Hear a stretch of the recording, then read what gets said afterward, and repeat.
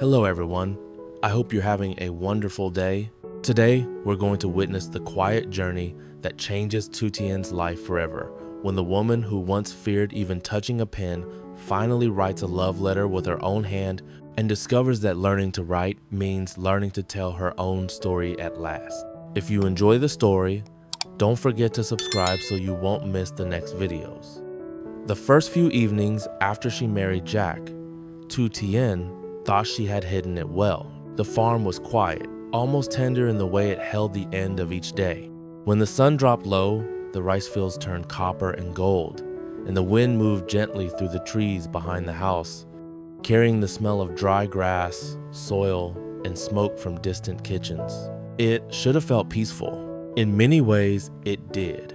This little place, far from noise and judgment, was the closest thing to safety she had ever known. And yet, every time Jack picked up a notebook, unfolded a bill, or glanced over a handwritten list, something inside her tightened. She would lower her eyes, turn away too quickly, pretend to busy herself with folding cloth, washing bowls, or checking the fire. It was not because she didn't trust him, it was because she did. And that made the shame worse.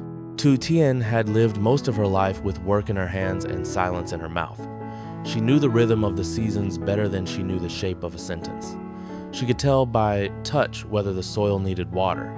She could tell by the smell of rice when it was almost done. She could tell by the sky whether rain would come before dark. But books, letters, names on a page, those belonged to another world. A world that had never opened itself to her. As a girl, she had not been given time to sit still and learn. There had always been something more urgent. Work, hunger, family burdens, survival. By the time she was old enough to understand what she had lost, it already felt too late. The shame settled in slowly after that, becoming part of the way she carried herself. Quietly, carefully, as if one wrong moment might expose her to the world as someone unfinished. So when she married Jack and moved into this gentle little homestead, she brought that secret with her like an old scar hidden under clothing. She brought hope too, of course. Hope that life might soften. Hope that love might make room for peace. But beneath all of it lived the same fear. What would happen if he saw how little she knew? Jack noticed long before she said anything. He noticed in the way her face changed when a pen was left on the table, in the way she avoided looking at receipts, in the flicker of panic that crossed her eyes when he once casually asked her to hand him the small notebook near the window, and she touched it as if it might reveal her.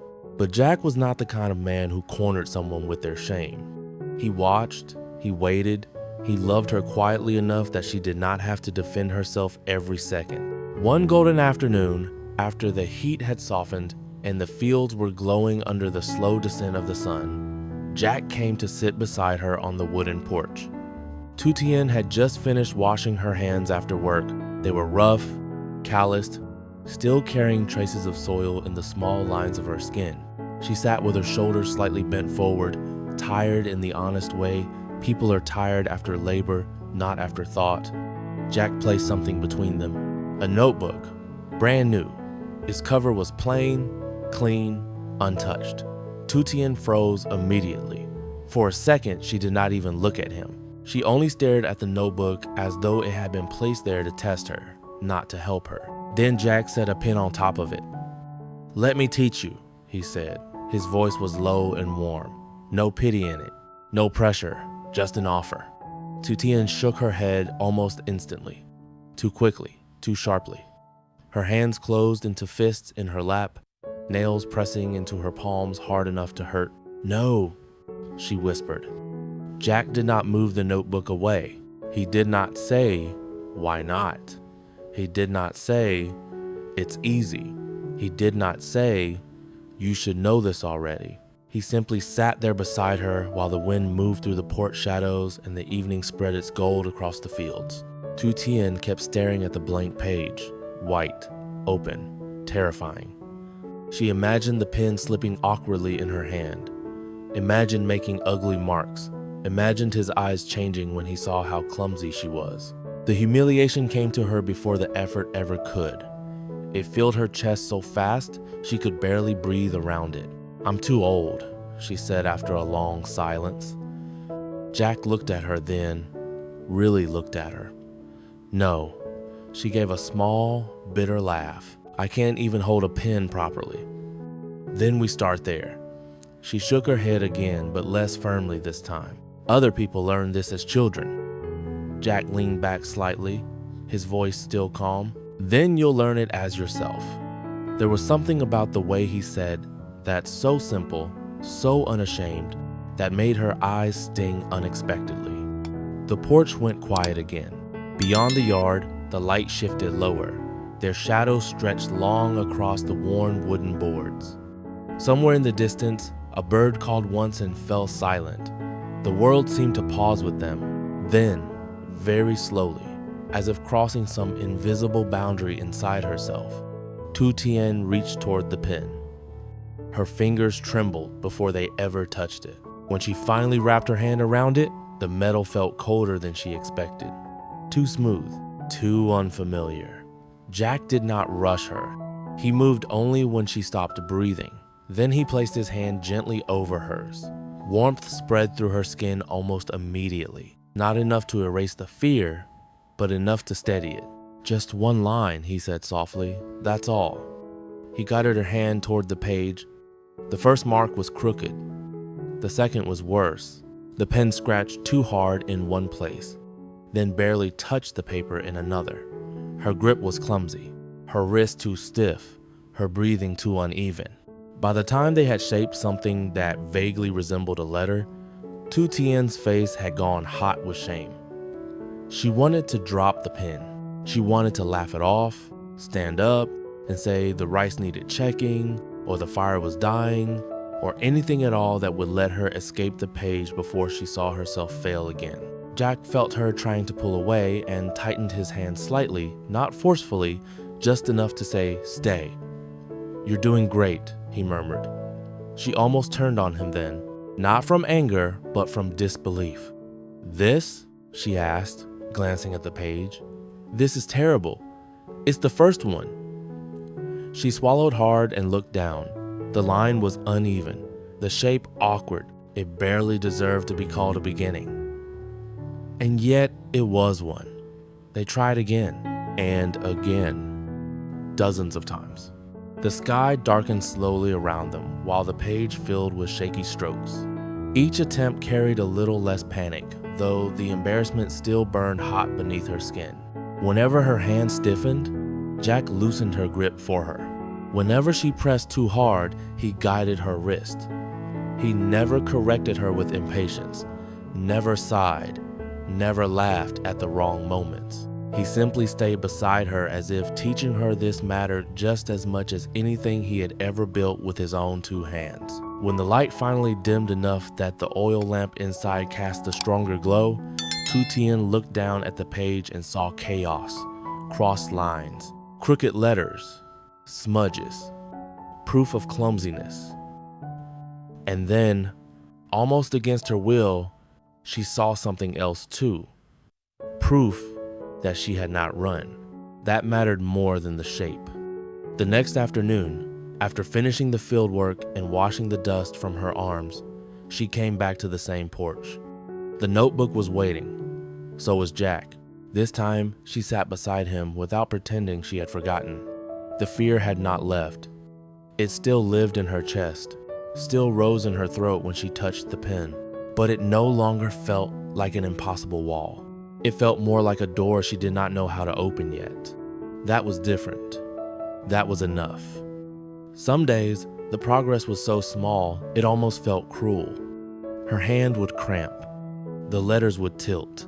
The page would fill with mistakes so quickly that tears rose before she could stop them. Once, halfway through trying to write the same line again, she dropped the pen and covered her face in both hands. "I can't do it," she said. Jack did not argue. He picked up the pen, put it back gently into her hand, and said, "Not yet isn't the same as can't." Another day, She stared so hard at the page that her vision blurred. She felt foolish, childish, late. Every failed stroke seemed to confirm the story she had always told herself, that some things had passed her by forever, and reaching for them now would only make her look ridiculous. Jack took the pen from her hand then, but not to stop the lesson. He moved closer and guided her through the first stroke again, slower, softer. "Look," he said quietly, "you're already better than yesterday." She wanted to dismiss it, but he was right. Only a little, only enough to almost not matter. And yet that little difference kept her there. Evening after evening, as the field shifted from gold to red to indigo, Tu Tien kept coming back to the porch. The notebook was no longer clean. Its pages grew crowded with failed attempts, repeated strokes, smudged ink, and stubborn evidence of effort. Sometimes she hated looking at it. Sometimes she wanted to tear out every page and start over where the shame hadn't yet touched. But Jack never let failure become the final meaning of the lesson. Learning, he reminded her, was not something people did well before they did it badly. And so she stayed, and tried, and stayed, and tried, until one evening, without realizing exactly when it had happened, Tu Tien wrote a line without trembling the whole way through. At first, Tu Tien looked down at that steady line as if it belonged to someone else. The letters were still uneven, a little tilted, not graceful, not smooth, not the kind of writing that would impress anyone who had spent years with books and clean pages. But the line held. It didn't break apart halfway through. Her hand had not shaken. The pen had obeyed her instead of fighting her. For one small, shining second, she felt something she had almost never allowed herself to feel in this part of life. Possibility. Jack saw it on her face before she said anything. He didn't celebrate too loudly. He knew her too well for that. If he rushed in with too much pride, she might retreat into embarrassment before the feeling had time to settle. So he only smiled, leaned back against the porch post, and said in that calm, warm voice of his, "There, you see?" Tu Tien stared at the page a little longer, then gave the faintest laugh, still half disbelieving. "It doesn't look very good." Jack shook his head. "It looks real." That mattered more. From then on, the afternoons began to change. The farm stayed the same. The sun still dropped slowly across the fields. The air still carried the smell of dry grass and wood smoke and earth cooling after heat. But something inside Tu Tien shifted little by little. The porch no longer felt like a place where she came to face shame. It became a place where she came to continue something. Jack, careful and clever in the way only people who truly love someone can be, started turning the lessons into small games. He stopped focusing only on lines and letters. Instead, he chose words that belonged to their life. Sunday tree, house, rice, home. Each word felt less foreign because she already knew it in every other way. She had lived those things, touched them, worked beneath them, breathed them in. Now, for the first time, she was learning their shape on paper. When she got one right, Jack smiled at her as if she had done something far greater than writing a single word. When she got one wrong, he made her laugh before she had time to fold into shame. Sometimes he would say, "That one leans too much," and she would mutter, "Maybe the tree is blowing in the wind." He'd laugh, and suddenly the mistake would no longer feel like proof of failure, just proof that she was still learning. That changed everything. Soon, she began practicing, even when he wasn't with her. She scratched letters into dry soil with a stick while waiting for water to boil. She traced words on the table with one finger while dinner cooked. She whispered the sounds under her breath while pulling weeds in the garden. Once, Jack found her crouched near the chicken coop, writing in the dirt as carefully as if the earth itself were a notebook. He stood watching her for a few seconds before speaking. "What are you doing?" Tu Tien looked up, startled, then tried to hide what she had written with the side of her foot. "Nothing." Jack stepped closer and looked anyway. There, shaky but legible, was a word they had practiced 2 days before. She turned pink with embarrassment, but Jack only grinned. "Looks like something," he said. After that, she stopped hiding quite so quickly. The fear that had once lived in her chest every time she saw a pen began to loosen its grip. It did not vanish all at once. Shame never leaves in one dramatic wave.